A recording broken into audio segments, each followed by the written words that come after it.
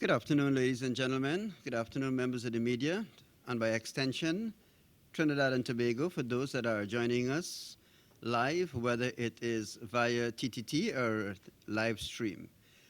Welcome to the Ministry of Education press conference this afternoon.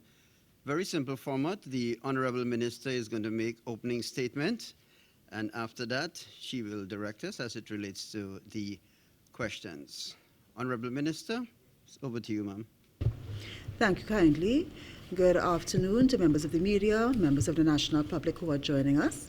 I am joined today by our Permanent Secretary, Kurt Meyer, by our Chief Education Officer, Acting, Anna Singh, by our Director of School Supervision, Evan Ramratan, and by our local registrar who deals with our CXC examinations, Gerard Phillip.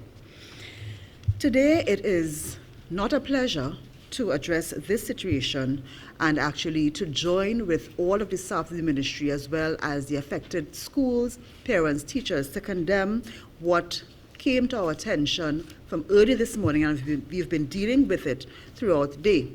As the public would be aware by now, there have been a number of schools who have received via email a bomb threat, and that's across Trinidad and Tobago. We started receiving reports just before 8 a.m. today, and we are still dealing with this situation.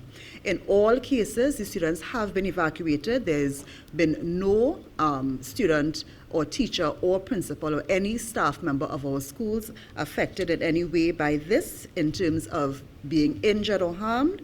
And the police have been informed. They have been working with us all along the way, and therefore it's the Ministry of Education, Ministry of National Security, the police as well as the fire service have been involved in resolving these situations. At this time, the number of schools that have received threats stands at this time at 55, but that number is changing as we go along because via email, quite a number of the threats came in and were blocked by the spam. So it went into the junk folder, and so some schools are only now seeing that they did actually receive the threat. So the number we have blocked by spam at this time would be 52. 8 threats were received in Tobago. We had 2 divisions that the threat went to the police. So they informed us that they received a threat that spoke to all of the schools in their district, and that would be the Caroni district and the Northeastern district. We have 83 schools in the Caroni district and 57 in the Northeastern district. And of course, this is the start of examinations. There are schools that are having oral examinations, and they are 15 schools today, and some of them would have been affected by the threats coming to their school. The decisions that have been taken thus far on the basis of the information that has come to us and through our collaboration with the police would be: 1, the schools in the Northeastern and the Caroni districts have all been asked to dismiss, and so parents would have been informed to collect their children from those schools insofar as the threat came to the district of the police involving all of the schools. All schools have been dismissed in those regions, and also the other schools where they received the threat directly and were asked to evacuate, all of those schools would have been carrying their children out to their muster points. And because of the volume of schools involved, the police would not have been able to get to every school expeditiously in order to check so that the students can return safely to the classrooms. So in those cases, once the school has been outside for over an hour, we have asked the principals to ask the parents to come collect their children because we don't want them outside bracing the elements for quite so long. So that is the situation at this time. And so principals will be working with the ministry, informing us of the developments going on, but all schools have not been dismissed, only those that are in direct threat at this time. So that is what I wanted to present to the national public and certainly open the floor for some questions. For clarification, when a school receives, because bomb threats, especially around exam times, I understand is not necessarily new. When a school receives this, I believe it's the principal's decision, you can correct me, to decide what happens next. When did Well, let me correct you immediately. Once that comes to the attention of a principal, they must inform their school supervisor, who then informs the director of school supervision. It is passed to the executive of the ministry, and there are strict protocols to be carried out. Even though someone may think that, this is not a real threat, the ministry has a duty of care to our children. So it's not up to a principal to decide what they do in these circumstances. There are strict protocols to be followed, and that is what's happening right now. And in your opinion, were those protocols followed well this morning? Yes.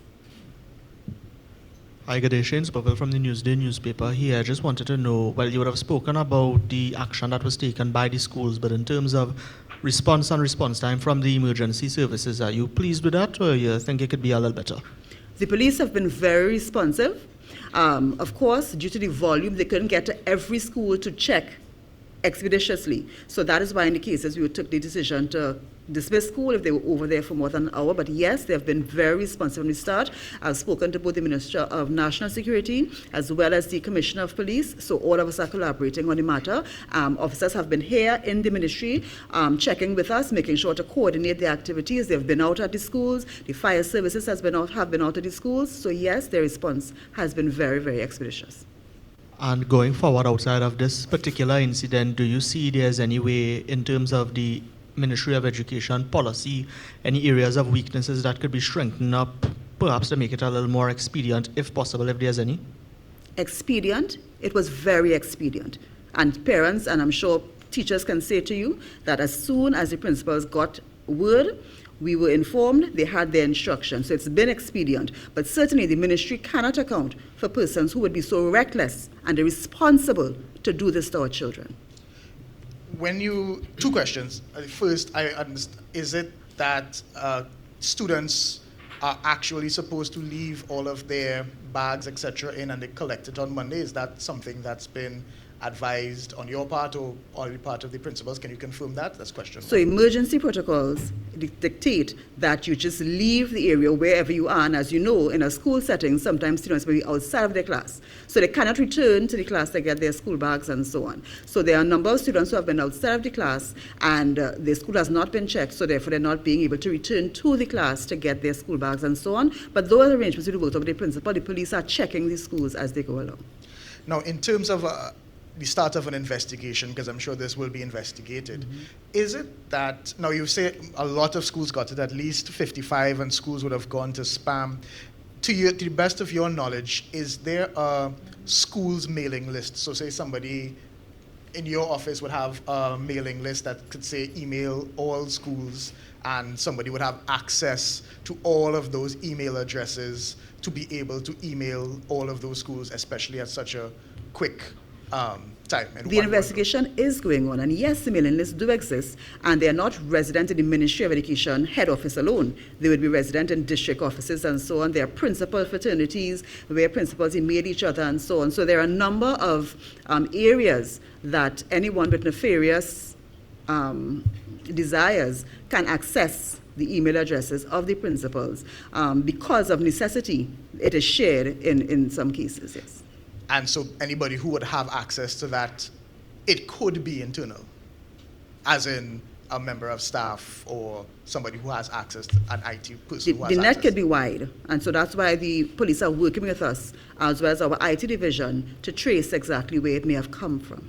There's a screenshot circulating on WhatsApp. Can you confirm that that is, in fact, the email that has been circulated? I've seen the screenshot and I've seen what was sent to me, which is a slightly different format of it, but the content of it seems to be very similar, and it may be exactly what was sent. Because it's exam time, what is going to happen to those students who would have had exams today? What we have today going on with the oral examinations, there are PE practicals going on as well, but they are off-site, so they're not affected. So the oral examinations, they're on a flexible schedule. So in those 15 schools, any students who may have been affected by it at this point in time, they will be rescheduled within the period that we have set aside for oral examinations. So the students who were affected today, any students affected, will have their chance to do their orals. And this is just secondary schools we're hearing about today, no primary schools, ECCE centers were affected today? Yes, they were also affected, yes. So that's 55 includes primary, secondary, Any ECCE. ECCE as well? Also, all across the board. Going forward, seeing that this is something that could happen again, is there any initial thoughts you have on terms of protocol changes, something that you would like to see? Because this is something that, again, like I said, could happen again. Anything you... Well, this is something that has happened before and could happen again. And really, the only thing that we can do is to do exactly what we did and allow the police to make those checks so that we, and the experts that will be working with them to make those checks to ensure that our students are safe. That is why this is such an insidious action, because it affects and disrupts our school, and there's nothing the ministry can do to prevent this. We must, at all times, err on the side of caution for the safety of our children. Hi, good day again. Well, no doubt the police investigation is just beginning into what we would have seen here today, and if any kind of criminal action has to be brought against them, it would be the police to do so. But just on the side of the Ministry of Education, if it so turns out that this may be several students who thought this was an idea of a joke, what kind of repercussions can they face? There are repercussions that we can take, of course, disciplinary action, but this would be a criminal offense, and so I will leave it up to the police to do their investigation, and then we'll see what comes out of it, and we will cross that bridge when we get to it. Just final question. Is there a specific unit within the ministry that can investigate these things, or is this specifically cybercrime that you're going to have to pass this on to This right is a now? police matter. This Strictly is a police matter. All right. My usual question, Prime Minister, been informed, has he given you any instructions or anything that he wants you to convey to the public? Well, I'm doing exactly what you would expect me to do at this point, keeping the public informed. We would have put out a press release earlier today so that the public is aware that we know what is happening, we are dealing and treating with it, and so that we don't have parents panicking and wondering, what exactly is the protocol, what's taking place. We're informing. This is the protocol that has been followed. We want to thank our principals and our teachers for ensuring that the safety of our children was paramount, and so we are moving forward with the investigation with the help of the police, and we really want to make a call. I want to make a personal call to our children, for our children, on behalf of our children, asking those who are involved in this to understand the repercussions that destabilizing our education system has on our children. I have a child out of school today. I'm sure Mr. Morris Julian, many of us sitting down here will have children or grandchildren or nieces or nephews. This affects us all. So it takes a village to raise a child, and we have to be more mindful of the effects of our actions on our children. So I would just really, in the strongest terms, condemn what happened today, and I would appeal to those involved to not do this again to our children.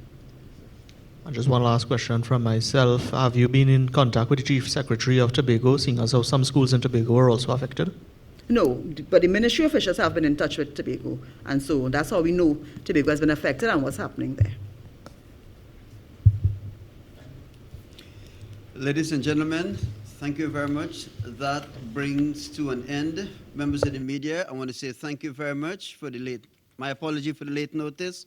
Honorable Minister, thanks for your time. Permanent Secretary, other members of the executive, and of course, our viewing and listening public. God bless you. Have a blessed rest of the day.